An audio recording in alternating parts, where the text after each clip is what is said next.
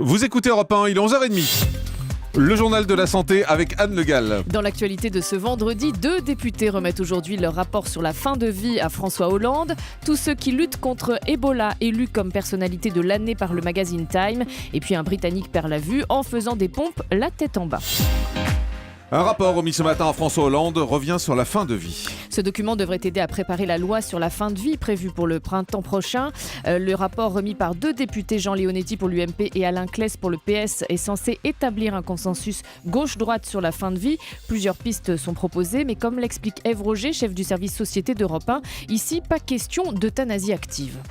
Il est question simplement d'une sédation profonde et continue en phase terminale jusqu'au décès. Et pour les auteurs du rapport, il ne s'agit en aucun cas d'euthanasie. D'abord, parce que l'intention n'est pas de tuer, mais de soulager le patient avant de l'endormir pour toujours, subtile distinction. Ensuite, parce qu'il n'est pas question d'injecter un produit létal, seulement des sédatifs, puissants certes. Enfin, le suicide assisté n'est même pas mentionné, cette possibilité pour un médecin de confier à un patient en fin de vie un cocktail de médicaments qu'il prendra lui-même pour mettre fin à ses jours. Alors qu'est-ce que ça va changer concrètement dans la réalité ? Pas grand-chose, la sédation profonde et terminale est assez courante dans les unités de soins palliatifs. Ce qui peut faire bouger les lignes, c'est le droit pour chacun d'écrire ses directives anticipées, c'est-à-dire ce qu'il souhaite au moment de sa mort et surtout, et ça c'est nouveau, les médecins seront obligés de s'y soumettre, ils n'auront plus le dernier mot. Le ministre de la Santé promet des garanties aux médecins sur le tiers payant. Marisol Touraine s'exprime ce matin dans le journal Libération et veut rassurer les médecins. Elle propose dès janvier de mettre en place un groupe de travail sur le tiers payant. Le but est de garantir un paiement rapide et simple aux médecins. Mais malgré la main tendue par la ministre, aux dernières nouvelles, les principaux syndicats de médecins ont maintenu leur appel à la grève pour les fêtes de fin d'année. Le personnel médical luttant contre le virus Ebola élu personnalité de l'année par le magazine Time. Oui, après Barack Obama en 2012, le pape François en 2013, le magazine américain rend hommage à tous les combattants d'Ebola en les désignant personnalité de l'année 2014. Le journal justifie ce choix par d'infatigables actes de courage et de compassion. Et selon le dernier bilan de l'OMS, on le rappelle, le virus a fait plus de 6000 morts et 17 800 victimes en Afrique de l'Ouest. Je vous propose d'écouter le témoignage de cette infirmière française, Florence Malanda.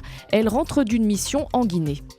C'est une prise en charge globale, donc ça veut dire changer les patients, leur faire leur toilette. Après, c'est également des actes infirmiers à type de prise de sang, de pose de perfusion. Ils ont énormément besoin de contact humain. Et c'est vrai que cette barrière de la combinaison n'est pas facile. Il y a quand même beaucoup de décès. La spécificité du centre de Macenta, c'est qu'en fait, elle prend en charge une population qui peut venir de villages très éloignés et donc les patients nous arrivent avec des signes cliniques déjà très marqués. Ils ne tiennent plus debout, ils sont fébriles, ils ont le hoquet. Le hoquet, c'est pas un bon signe, c'est un signe de gravité de la maladie. C'est un petit détail mais qui a son importance. Un sujet plus léger maintenant parce qu'il est parfois difficile de perdre les kilos de la grossesse. Les femmes prennent en moyenne 14,5 kg pendant la grossesse et il est parfois effectivement compliqué de les perdre. Selon une étude parue dans la revue Obstétrique et Gynécologie, les 3/4 des femmes restent en surpoids 1 an après leur grossesse et la moitié garde un surpoids de 4 kg, souvent malheureusement faute de trouver du temps pour faire du sport. Et puis un Britannique perd la vue en faisant des pompes la tête en bas. Cet homme de 32 ans a voulu faire le malin, il s'est fait une belle frayeur. Son cas est décrit dans la revue scientifique British Medical Journal Case Reports. Le journal raconte que 6 heures après avoir quitté le gymnase, ce sportif s'est aperçu qu'il avait perdu la moitié de la vue. Incroyable. Et en fait, l'effort physique intense a déclenché une rétinopathie de Valsalva. Je ne connaissais pas, j'ai découvert. C'est une rupture des vaisseaux rétiniens au cours d'un effort physique effectué à glotte fermée, donc en retenant sa respiration. Ce mouvement peut entraîner une surpression qui peut parvenir jusqu'aux yeux et entraîner une rupture des vaisseaux oculaires. C'est très rare et précisons que ce sportif a progressivement retrouvé la vue. C'est assez spectaculaire. Merci beaucoup Anne. Europe 1, le grand direct de l'actu. Jean-Marc Morandini.